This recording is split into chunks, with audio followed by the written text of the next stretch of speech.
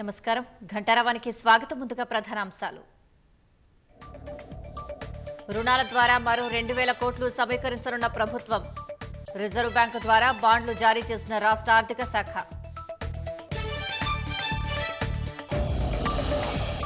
SC వర్గీకరణపై అభిప్రాయాలు తెలుసుకోనున్న మంత్రివర్గ ఉపసంఘం. 30 నుంచి సంఘాలు, నిపుణులు, వ్యక్తుల నుంచి సేకరణ. నేడు హైదరాబాద్కు రాష్ట్రపతి. భారతీయ కళా మహోత్సవ్ ప్రారంభించనున్న ద్రౌపది ముర్ము.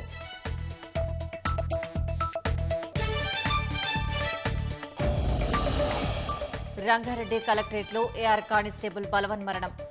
తెల్లవారుజామున తుపాకీతో కాల్చుకుని ఆత్మహత్య.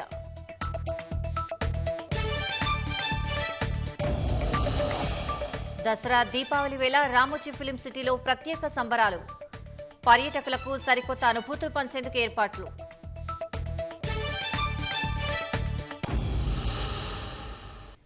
రంగారెడ్డి సమీకృత జిల్లా కార్యాలయ సముదాయంలో ఏఆర్ కానిస్టేబుల్ బలవన్మరణానికి పాల్పడ్డారు.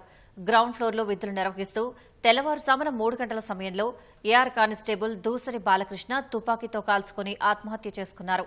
మృతదేహాన్ని ఉస్మానియా ఆసుపత్రి శవాగారానికి తరలించారు. అనంతరం కేసు నమోదు చేసుకుని దర్యాప్తు జరుపుతున్న పోలీసులు బాలకృష్ణది రంగారెడ్డి జిల్లా మంచాలగా తెలిపారు.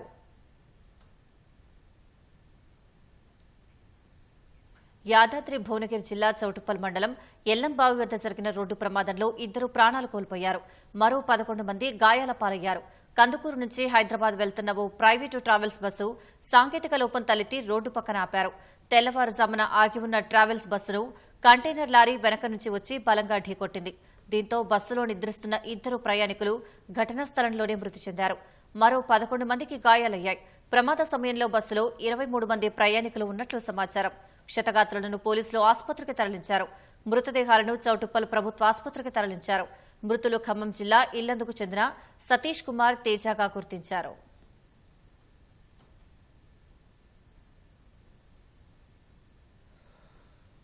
అక్రమ నిర్మాణాల పేరుతో కూల్చివేతల్లో ఎందుకింత దూకుడుగా వ్యవహరిస్తున్నారని హైడ్రాను హైకోర్టు నిలదీసింది. శనివారం నోటీసు ఇచ్చి ఆదివారం కూల్చేస్తారా, కనీసం ఒక్కరోజైనా ఆగలేరా అంటూ ప్రశ్నించింది. హైడ్రాకు ఉన్న చట్టబద్దత ఏమిటని మరోసారి అడిగిన హైకోర్టు సంగారెడ్డి జిల్లా అమీన్పూర్లోని కూల్చివేతలపై వ్యక్తిగతంగా హాజరై వివరణ ఇవ్వాలని కమిషనర్ రంగనాథ్కు అమీన్పూర్ తహసీల్దార్కు ఆదేశాలు జారీ చేసింది.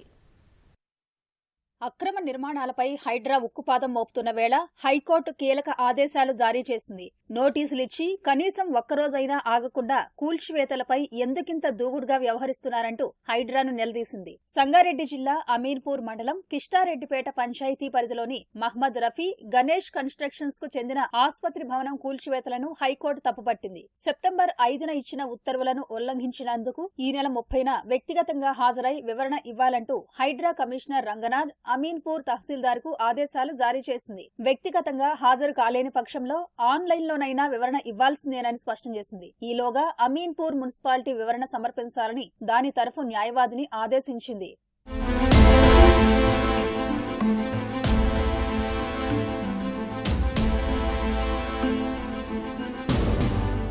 అమీన్పూర్లోని సర్వే నెంబర్ 164 ప్రభుత్వ స్థలంలోని ఆక్రమణలను 18 గంటల్లో తొలగించాలంటూ ఈ నెల 20న తహసీల్దార్ నోటీసులిచ్చారు. అమీన్పూర్కు చెందిన గణేష్ కన్స్ట్రక్షన్స్ డాక్టర్ మహ్మద్ రఫీ నోటీసులను సవాల్ చేస్తూ దాఖలు చేసిన పిటిషన్పై హైకోర్టు విచారణ చేపట్టింది. ఈ నెల 20న జారీ చేసిన నోటీసులను 21న సాయంత్రం 6:30కు అందించి మరుసటి రోజు ఉదయం 7:30 గంటలకు సిబ్బందితో వచ్చి 5 అంతస్తుల ఆసుపత్రి భవనాన్ని హైడ్రా కూల్చివేసిందని పిటిషనర్ల తరఫు న్యాయవాది నరేందర్ వాదించారు. సర్వే నెంబర్ 165, 166లో మహ్మద్ రఫీకి చెందిన 210 గజాల స్థలాన్ని గణేష్ కన్స్ట్రక్షన్ కు విక్రయించారన్నారు. ఇందులో 2022 నవంబర్ 10న పంచాయతీ నుంచి అనుమతులు తీసుకుని నిర్మాణాలు చేపట్టినట్టు తెలిపారు. గతంలో హైడ్రా తరఫు న్యాయవాది తన వాదనల్లో ఆసుపత్రి ఉన్న ప్రాంతాన్ని హైడ్రా ఎప్పుడూ సందర్శించలేదని, కూల్చివేయాలని అధికారులకు ఎలాంటి ఆదేశాలు ఇవ్వలేదన్నట్లు వివరించారు. ఏవైనా చర్యలు చేపడితే జీవో 99 ప్రకారం ఉంటాయని న్యాయస్థానానికి హామీ ఇవ్వడంతో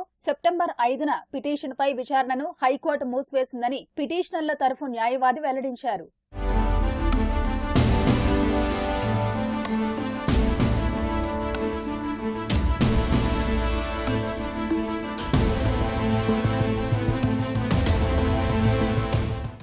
హైడ్రా తరఫు న్యాయవాది కటిక రవీందర్ రెడ్డి వాదనలు వినిపిస్తూ ప్రభుత్వ స్థలంలో అక్రమ నిర్మాణాలను తొలగించేందుకు యంత్రాలు సిబ్బందిని పంపాలంటూ తహసీల్దార్ రాసిన లేఖ ఈ నెల 21న అందిందని తెలిపారు. జీవో 99 తహసీల్దార్ లేఖ ప్రకారం ప్రభుత్వ స్థలం రక్షణ నిమిత్తం యంత్రాలు సిబ్బందిని పంపినట్టు రవీందర్ రెడ్డి వివరించారు. ఇరువైపులా వాదనలు విన్న న్యాయస్థానం సెప్టెంబర్ 5న జారీ చేసిన ఉత్తర్వులకు విరుద్ధంగా తహసీల్దార్ హైడ్రా కమిషనర్ కూల్చివేతలు చేపట్టారని పేర్కొంది. పిటిషన్లపై విచారణ ముగిసేదాకా కొనసాగుతున్న నిర్మాణాల్లో జోక్యం చేసుకోరాదనే గతంలోని ఉత్తర్వులతో పాటు జీవో 99 ప్రకారం చట్ట నిబంధనలు అనుసరించాలన్న ఆదేశాలను ఉల్లంఘించారని న్యాయమూర్తి వెల్లడించారు. దీనిపై వ్యక్తిగతంగా హాజరై వివరణ ఇవ్వాలని హైడ్రా కమిషనర్ రంగనాథ్ అమీన్పూర్ తహసీల్దార్ను ఆదేశిస్తూ విచారణను ఈ నెల 30కి వాయిదా వేశారు. మూసీ ప్రక్షాళనలో భాగంగా నదీ గర్భంలో సర్వే నిర్వహిస్తున్న ప్రభుత్వం త్వరలోనే బఫర్ జోన్లోని నిర్మాణాలపైన సర్వే చేయనున్నట్లు స్పష్టం చేసింది. ఇవాళ్టి నుంచి 2 రోజుల పాటు నిర్వాసితుల కుటుంబాల్లోని విద్యార్థుల వివరాలు సేకరించబోతున్నారు. వారి విద్యా సంవత్సరం నష్టపోకుండా ఉండేందుకు డబుల్ బెడ్రూమ్ ఇళ్ల సమీపంలోనే ప్రవేశాలు కల్పిస్తామని సర్కారు వెల్లడించింది. కాలుష్య కాసారంగా మారిన మూసీని ప్రక్షాళించాలని సంకల్పం తీసుకున్న సర్కార్ ఆ దిశగా కసరత్తు ముమ్మరం చేసింది. ఇప్పటికే ప్రాథమికంగా మూసీలోని అక్రమ నిర్మాణాలు, నిర్వాసితుల్ని గుర్తించిన ప్రభుత్వం మరోమారు సర్వే చేస్తూ వివరాలు సేకరిస్తోంది. 3 రోజుల పాటు నదీ గర్భంలోని నిర్మాణాల్ని మార్కింగ్ చేసిన అధికారులు త్వరలోనే బఫర్ జోన్లోనూ సర్వే చేయనున్నారు. ఈ మేరకు మాసెప్ ట్యాంక్లోని తన కార్యాలయంలో Musi river front development corporation MD Dana Kishore అధికారులు, పలు ఎన్జీఓలతో సమావేశమయ్యారు. నిర్వాసితులయ్యే కుటుంబాలకు 2 పడక గదుల ఇళ్లతో పాటు అన్ని విధాలుగా అండగా ఉంటామని స్పష్టం చేశారు. లండన్లోని థేమ్స్, సౌత్ కొరియాలోని సియోల్ నదుల్లా మూసీని అభివృద్ది చేయాలని సీఎం రేవంత్ రెడ్డి సంకల్పించారని దానకిషోర్ వెల్లడించారు. ప్రక్షాళన కార్యక్రమం ఏకపక్షంగా కాకుండా శంకరన్ స్ఫూర్తితో ఎన్జీఓలు, నిర్వాసితుల కుటుంబాలతో చర్చించి తరలింపు, పునరావాస కార్యక్రమాలు చేపడుతున్నట్లు వివరించారు. నిర్వాసిత కుటుంబాల జీవనోపాధిపైన సర్వే చేస్తున్నామన్న దానకిషోర్ స్వయం సహాయక సంఘాల మహిళల కోసం కార్యాచరణ సిద్ధం చేస్తున్నట్లు తెలిపారు. మహిళా శక్తి పేరుతో మెప్మా సంఘాలకు వడ్డీ లేని రుణాలు అందేలా ప్రత్యేక చొరవ చూపుతామని వెల్లడించారు. ఇప్పటికే నిర్వాసిత కుటుంబాలకు 15,000 డబుల్ బెడ్రూమ్ ఇళ్లను ప్రభుత్వం కేటాయించినట్లు దానకిషోర్ వివరించారు.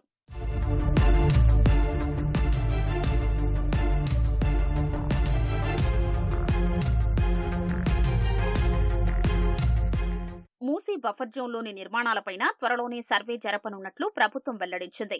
ఆయా ప్రాంతాల కలెక్టర్లు, డిప్యూటీ కలెక్టర్లు, ఆర్డీఓ, తహసీల్దార్ల ఆధ్వర్యంలో సర్వే చేపడతామన్నారు. బఫర్ జోన్లో పట్టాలు ఉన్న కుటుంబాలకు పునరావాస చట్టం ప్రకారం పరిహారం అందించనున్నట్లు దానకిషోర్ తెలిపారు. నిర్వాసితులకు అందాల్సిన ప్రయోజనాలన్నీ అందించాకే నిర్మాణాల కూల్చివేత చేపడతామన్నారు. నదీ గర్భంలోనూ కొందరికి పట్టాలు ఉన్నట్లు దృష్టికొచ్చిందని, అలాంటి వారు తమ పట్టాల్ని సంబంధిత జిల్లా కలెక్టర్కు ఇవ్వాలని సూచించారు. పరిశీలించి అర్హులైతే పరిహారం అందిస్తామని దానకిషోర్ వెల్లడించారు. నిర్వాసిత కుటుంబాల్లోని విద్యార్థులు నష్టపోకుండా ప్రభుత్వం ప్రత్యేక శ్రద్ధ చూపనుంది. ఇవాళ్టి నుంచి 2 రోజుల పాటు అంగన్వాడీల నుంచి కళాశాల వరకు విద్యార్థులందరి వివరాలు సేకరించనున్నారు. వారికి కేటాయించిన డబుల్ బెడ్రూమ్ ఇళ్ల సమీపంలోనే స్కూళ్లు, కాలేజీలలో ప్రవేశాలు కల్పించేందుకు సన్నాహకాలు చేస్తున్నారు. హైదరాబాద్ జుమేరత్ బజార్కు చెందిన 16 మంది లబ్దిదారులకు Asif Nagar MRO, MRTC joint collector జియాగూడలో నిర్మించిన 2 పడక గదుల ఇళ్ల తాళాలు అందించారు. స్థానికంగా ఉన్న కొందరు తమకు ఇవ్వకుండా వేరే ప్రాంతాల వారికి ఎలా ఇస్తారని కాసేపు ఆందోళన చేశారు. వారందరికీ నచ్చజెప్పిన అధికారులు స్వయంగా వారి చేతుల మీదుగా తాళం ఇవ్వడంతో లబ్దిదారులు ఆనందం వ్యక్తం చేశారు.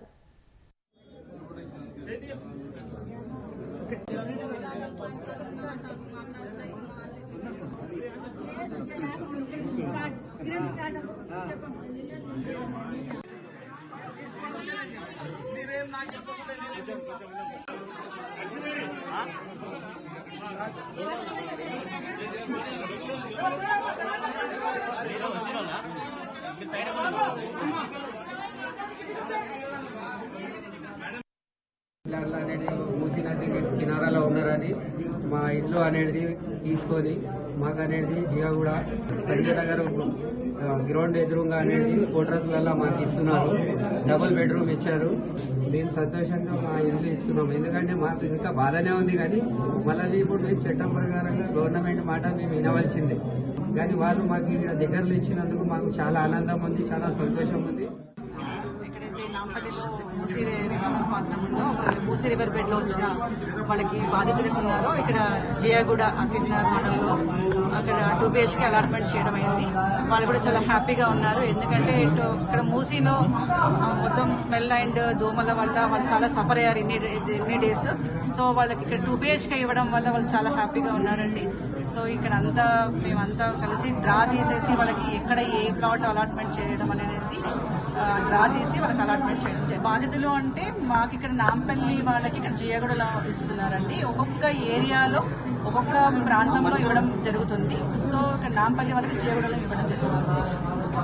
లో ఉన్నటువంటి నాంపల్లి మండలంలో దేవీనగర్ జుబేరాజ్ బజార్లో ఉన్నటువంటి దగ్గర రివర్ బెడ్ లో మార్క్ చేయడం జరిగింది. అందులో ఎవరైతే ఇక్కడికి రావడానికి అంగీకారం వ్యక్తం చేస్తున్నారో అట్లాంటి వాళ్ళకి 11 మందికి ఈ జియాగూడ 2 BHK దాంట్లో అలాట్ చేయడం జరిగింది. వాళ్ళు కూడా వచ్చారు ఇక్కడికి. సో ఇక్కడ కూడా లోకల్స్ కూడా అందరూ సపోర్ట్ చేశారు. Thank you very much. వాళ్ళు కూడా సంతోషం వ్యక్తం చేస్తున్నారు. రాష్ట్ర ప్రభుత్వం రుణాల ద్వారా మరో 2,000 కోట్ల రూపాయలు సమీకరించుకోనుంది. ఈ మేరకు రిజర్వ్ బ్యాంక్ ద్వారా రాష్ట్ర ఆర్థిక శాఖ బాండ్లు జారీ చేసింది. 1,500 కోట్ల రూపాయల విలువైన బాండ్లను 15 సంవత్సరాల కాలానికి, 500 కోట్ల రూపాయల విలువైన బాండ్లను 18 ఏళ్ల కాలానికి జారీ చేశారు. ఆర్బీఐ బాండ్లను మంగళవారం వేలం వేయనుంది. వేలం అనంతరం 2,000 కోట్లు ప్రభుత్వ ఖజానాకు జమ అవుతాయి. ప్రస్తుత ఆర్థిక సంవత్సరం 2024-25లో రాష్ట్ర ప్రభుత్వం ఇప్పటి వరకు 31,500 కోట్ల రూపాయలు అప్పుగా తీసుకుంది.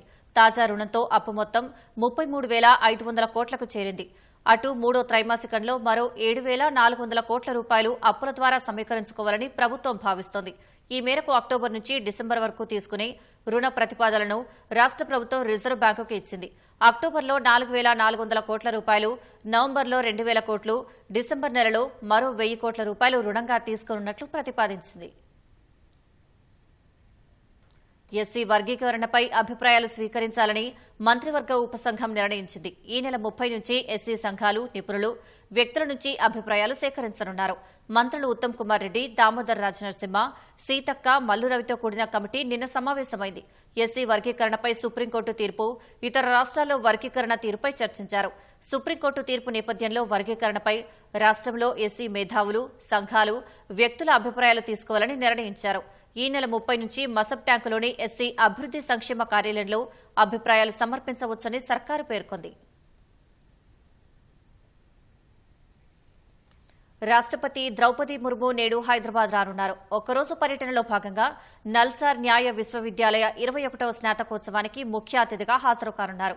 ఈ కార్యక్రమంలో గవర్నర్ జిష్ణుదేవ్ వర్మ, ముఖ్యమంత్రి రేవంత్ రెడ్డి, హైకోర్టు ప్రధాన న్యాయమూర్తి జస్టిస్ అలోక్ అరాదే, సుప్రీంకోర్టు న్యాయమూర్తి జస్టిస్ నరసింహులు పాల్గొననున్నారు. స్నాతకోత్సవం సందర్భంగా ఉత్తీర్ణులైన అభ్యర్థులకు దాదాపు 57 బంగారు పతకాలను అందజేయనున్నారు. 592 మంది పట్టభద్రులకు పట్టాలు ప్రదానం చేయనున్నారు. సాయంత్రం 4 గంటలకు బొల్లారంలోని రాష్ట్రపతి నిలయంలో 9 రోజుల పాటు జరగనున్న భారతీయ కళా మహోత్సవ్ను రాష్ట్రపతి లాంఛనంగా ప్రారంభించనున్నారు. ఈశాన్య ప్రాంత అభివృద్ది శాఖ, సాంస్కృతిక శాఖ ఆధ్వర్యంలో జరగనున్న ఈ కళా మహోత్సవాల్లో రాష్ట్రపతితో పాటు 10 మందికి పైగా ప్రముఖులు పాల్గొననున్నారు. ఎటువంటి అసౌకర్యం కలిగించకుండా గవర్నమెంట్ ఆఫ్ తెలంగాణ ప్రభుత్వం సపోర్ట్ తో కూడాను అందరికీ కూడా ఒక ఆహ్లాదకరంగా ఈ యొక్క భారతీయ కళా మహోత్సవ్ చూసే విధంగా ఏర్పాట్లు చేయడం జరుగుతూ ఉంది. మా మనవి ఏంటంటే అందరూ కూడా రాష్ట్రపతి నిలయంకి వచ్చి ఈ నార్త్ ఈస్టర్న్ కల్చరల్ ఫెస్టివల్ చూడాలి అని చెప్పేసి కోరుకుంటున్నాం. కాళేశ్వరం న్యాయ విచారణ కమిషన్ వేసిన ప్రశ్నలకు Gajwel ENC, KIPCL MD Bhukya Hariram ఉక్కిరిబిక్కిరి అయ్యారు. నీటిపారుదల శాఖలో ఎంతో మంది సీఈలు ఉండగా Kaleshwaram irrigation project corporation limited KIPCL కు మిమ్మల్నే ఎందుకు ఎండీగా నియమించారని కమిషన్ అడిగింది. ఎవరినో కాపాడేందుకు ప్రయత్నిస్తున్నట్లు కనిపిస్తోందని, కాళేశ్వరం ఎత్తిపోతలు ఎవరి మానసపుత్రికో చెప్పాలని ప్రశ్నించింది. సుదీర్ఘ విచారణలో జస్టిస్ పీసీ ఘోష్ 91 ప్రశ్నలు సంధించగా చాలా వాటికి కావొచ్చు, తెలీదు, చెప్పలేను అంటూ హరిరాం సమాధానాలిచ్చారు. ఆధారపత్రాలతో ఇవాళ మరోసారి కమిషన్ ఎదుట హాజరు కావాలని జస్టిస్ ఘోష్ ఆదేశించారు. హైదరాబాద్లోని బీఆర్కే భవన్లో విచారణకు హాజరైన Gajwel ENC, KIPCL MD Bhukya హరిరాంపై Kaleshwaram న్యాయ విచారణ కమిషన్ ప్రశ్నల వర్షం కురిపించింది. సుదీర్ఘంగా సాగిన క్రాస్ ఎగ్జామినేషన్లో 91 ప్రశ్నల్ని సంధించింది. కాళేశ్వరం ప్రాజెక్టు పరిధిలో 6 సీఈలు ఉండగా ఎత్తిపోతల డీపీఆర్ను సీడబ్ల్యూసీకి హైదరాబాద్ సీఈ ఎందుకు అందించారు? దీనికి ప్రభుత్వ ఆదేశాలున్నాయా? ప్రాణహిత చేవెళ్ల ప్రాజెక్టును కాళేశ్వరంగా ఎందుకు మార్చాల్సి వచ్చిందని జస్టిస్ పీసీ ఘోష్ ప్రశ్నించారు. కాళేశ్వరం డీపీఆర్ను వ్యాప్కోస్ రూపొందించి కరీంనగర్ సీఈకి అందజేయగా ఆయన హైదరాబాద్ సీఈకి సమర్పించారు. అప్పట్లో ఆ పోస్టులో తానే ఉన్నానని నాటి ఈఎన్సీ జనరల్ సి మురళీధర్ ఆదేశాలతో ప్రాజెక్టు ప్రతినిధిగా దీని పరిధిలోకొచ్చే 6 సీఈల నుంచి డేటాను సేకరించి 2017 ఫిబ్రవరిలో సిడబ్ల్యూసీకి డిపిఆర్ను సమర్పించారని తెలిపారు. దీనికి ప్రభుత్వం నుంచి ఎలాంటి లిఖితపూర్వక ఆదేశాలు రాలేదన్నారు. తన పరిధిలో కాళేశ్వరంలోని 10 నుంచి 16 ప్యాకేజీల మధ్యనున్న పనులు మాత్రమే వస్తాయన్నారు. తుమ్మిడిహెట్టి బ్యారేజీ నిర్మాణంతో ముంపు ఏర్పడుతోందని మహారాష్ట్ర అభ్యంతరం చెప్పగా ప్రాణహిత చేవెళ్లకు ప్రత్యామ్నాయంగా మేడిగడ్డ వద్ద బ్యారేజీ నిర్మాణానికి ప్రణాళిక సిద్ధమైందని హరిరాం వివరించారు.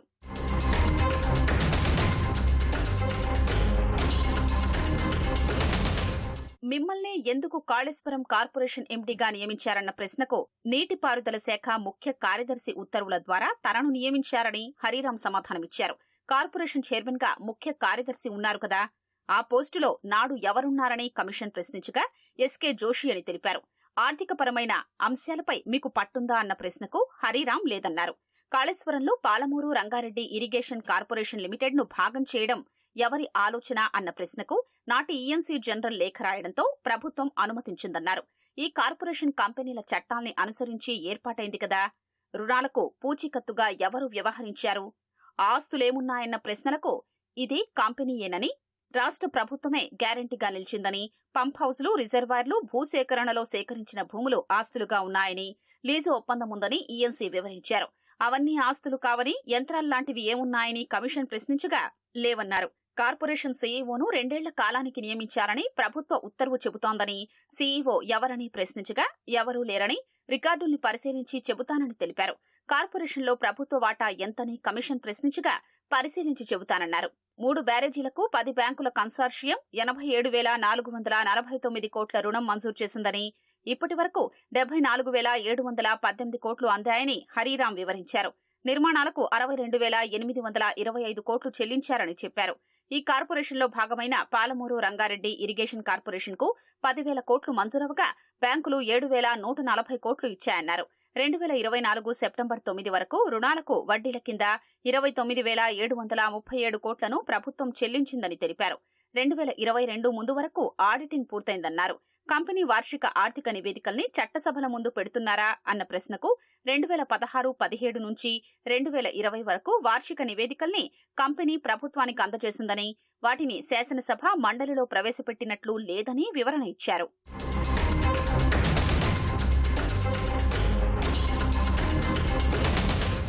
ఎత్తిపోతల కోసం నీరందేలా ప్రాజెక్టులను నిర్మించడంతోనే నష్టం జరిగిందా అని కమిషన్ ప్రశ్నించగా కావచ్చని ఈఎన్సీ తెలిపారు. నిర్మాణ ప్రాంతాలు కూడా వైఫల్యాలకు కారణమా, బ్యారేజీల్ని డ్యాంలుగా నిర్మించారా అన్న ప్రశ్నలకు తానేమీ చెప్పలేనన్నారు. మేడిగడ్డ 7వ బ్లాక్లో వైఫల్యాలకు బాధ్యులెవరు, డిజైన్లు, పర్యవేక్షణ, ఇతర లోపాలు ఉన్నాయా అని ప్రశ్నించగా తనకేమీ తెలియదన్నారు. సీసీ బ్లాక్లు, యాప్రాన్కు జరిగిన నష్టానికి గేట్ల ఆపరేషన్లో వైఫల్యమని అఫిడవిట్లో రాశారు కదా అని గుర్తు చేయగా నిజమేనన్నారు. 2017 జనవరి 25న జరిగిన హైపవర్ కమిటీ మినిట్స్ ను కాళేశ్వరం సీఈ అనుసరించలేదని పేర్కొన్నారు కదా అని కమిషన్ అడగ్గా నిజమేనని అంగీకరించారు. మేడిగడ్డ నుంచి అన్నారం, సుందిళ్ల, అక్కడి నుంచి ఎల్లంపల్లిలోకి నీటిని ఎత్తిపోసేందుకు అనువుగా బ్యాక్ వాటర్ ఎక్కువ దూరం నిల్వ ఉండేలా బ్యారేజీల్ని నిర్మించడమే నష్టానికి కారణమైందా అన్న ప్రశ్నకు కావచ్చంటూ సమాధానమిచ్చారు. 3 బ్యారేజీల నిర్మాణాల్లో సబ్ కాంట్రాక్టర్ల వివరాలు అందజేస్తారా అని కమిషన్ ప్రశ్నించగా దీనిపై రామగుండం సీఈ నుంచి వివరణ కోరానని, ఇప్పటి వరకు జవాబు రాలేదని ఈఎన్సీ హరిరాం తెలిపారు. మీరు ఎవరినో రక్షిస్తున్నారని కమిషన్ భావిస్తోందని అంగీకరిస్తారా అన్న ప్రశ్నకు అలాంటిదేదీ లేదన్నారు. కాళేశ్వరం ప్రాజెక్టు ఎవరి మాసపుత్రికని ప్రశ్నించగా తనకు తెలియదంటూ హరిరాం పేర్కొన్నారు. చాలా ప్రశ్నలకు తనకు తెలియదు, చెప్పలేను, రికార్డుల్ని చూసి సమాధానాలు ఇస్తానని ఆయన పేర్కొన్నారు. ఇవాళ ఆధార పత్రాలతో కమిషన్ ఎదుట హాజరు కావాలని జస్టిస్ ఘోష్ హరిరాంను ఆదేశించారు. ఐక్యరాజ్యసమితి వేదికగా భారత్పై పాకిస్తాన్ మరోసారి విషం చిమ్మింది. ఐరాస జనరల్ అసెంబ్లీ 79వ సెషన్లో ప్రసంగించిన పాక్ ప్రధాని షహబాజ్ షరీఫ్ పాలస్తీనా ప్రజల మాదిరిగానే కశ్మీర్ ప్రజలు స్వేచ్ఛ, నిర్ణయాధికారం కోసం పోరాడుతున్నట్లు వ్యాఖ్యానించారు. 20 నిమిషాల పాటు చేసిన ప్రసంగంలో తమ దేశంలోని సమస్యలను వదిలేసిన షరీఫ్ కశ్మీర్ గురించే సుదీర్ఘంగా మాట్లాడారు. జమ్మూ కాశ్మీర్లో ఆర్టికల్ 370ని పునరుద్దరించాలని 2019 ఆగస్టులో భారత్ ఏకపక్షంగా చట్టవిరుద్దంగా చేపట్టిన చర్యలను వెనక్కి తీసుకోవాలన్నారు. ఐరాస భద్రతా తీర్మానాలకు అనుగుణంగా కశ్మీర్ సమస్యపై శాంతియుత పరిష్కారం కోసం చర్చలు జరపాలని షహబాజ్ షరీఫ్ పేర్కొన్నారు. పర్యాటకుల స్వర్గధామం రామోజీ ఫిలిం సిటీలో దసరా దీపావళి వేడుకల్ని పురస్కరించుకుని ప్రత్యేక కార్యక్రమాలు నిర్వహిస్తున్నారు. 46 రోజుల పాటు సంబరాలు కొనసాగనున్నాయి. భూతల స్వర్గంగా పేరొందిన ఫిలిం సిటీ ప్రత్యేక వేడుకలకు చేసిన ముస్తాబుతో మిలమిలా మెరిసిపోతోంది. వెలుగు జిలుగులతో పర్యాటకులకు సరికొత్త అనుభూతుల్ని పంచుతోంది. ప్రపంచ ప్రఖ్యాత రామోజీ ఫిలిం సిటీలో అంగరంగ వైభవంగా కార్నివాల్ పరేడ్ కొనసాగుతోంది. లైవ్ షోలు, వినోద కార్యక్రమాలతో పర్యాటకులు ఆనంద డోలికల్లో విహరిస్తున్నారు. సరికొత్త మ్యూజికల్ గ్లో గార్డెన్ లో మిరిమిట్లు గొలిపే విద్యుత్ కాంతుల నడుమ కార్నివాల్ పరేడ్ ఆకర్షణీయంగా జరుగుతోంది.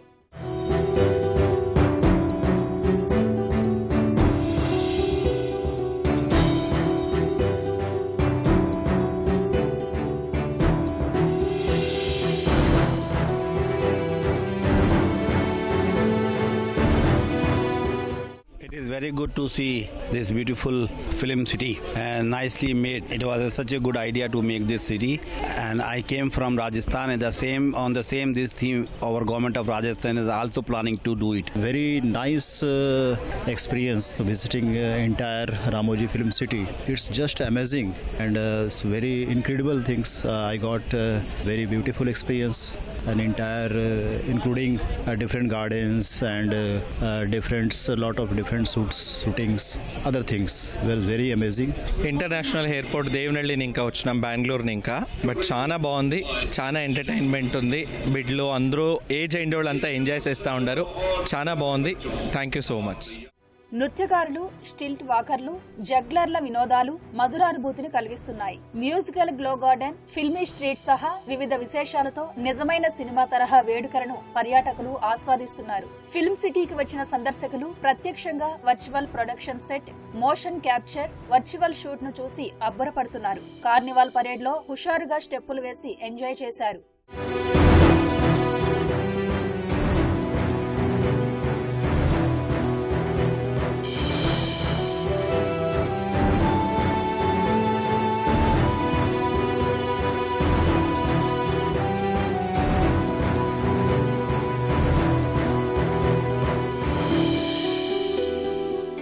చాలా బాగుంది, చాలా ఎంజాయ్ చేస్తాం. పొద్దుట ఇంకా జనాలు ఎంజాయ్ చేసేదానికే చాలా బాగుంది. ఫుడ్ను అంతా తిని బాగా ఎంజాయ్ చేస్తామే, అంతా బాగుంది, పర్వాలేదు. అందరూ బాగుంది అని చెప్తాండ్రే, ఒకసారి పై చూడాలా అని ఇష్టమాయా వస్తుంది. నాకు చాలా ఇష్టమాయా.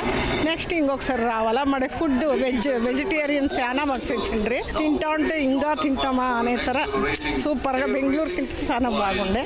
फिल्म सिटी तो बहुत ही अच्छा लगा. मुझे तो लगता है कि कहीं भी बाहर जाने की ज़रूरत नहीं. देश विदेश सभी के सीन यहीं पर मिल गए. हवा महल, बाहुबली का शूटिंग वाला सीन तो बहुत ही अच्छा लगा. फैसिलिटी बहुत अच्छे हैं, सब जगह जगह पे खाने पीने की व्यवस्था है, बाथरूम वगैरह सब. फूड भी बहुत अच्छा है. రామోజీ ఫిలిం సిటీ అందాలను వీక్షిస్తూ పర్యాటకులు మంత్రముగ్ధులవుతున్నారు. ఉదయం 9 నుంచి రాత్రి 9 గంటల వరకు అడుగడుగునా ఆకట్టుకునే విశేషాలు, అబ్బురపరిచే కట్టడాలు, అద్భుతమైన కళాఖండాలను చూసిన పర్యాటకుల ఆనందాలకు అవధుల్లేవు. నిరంతర సరదాలు, సరికొత్త వినోదాలతో దసరా, దీపావళి ప్రత్యేక వేడుకల్ని రెట్టింపు ఉత్సాహంతో జరుపుకుంటున్నారు. మర్చిపోలేని జ్ఞాపకాలు, మధురానుభూతులను దాచుకుని పర్యాటకులు అమితానందానికి గురవుతున్నారు.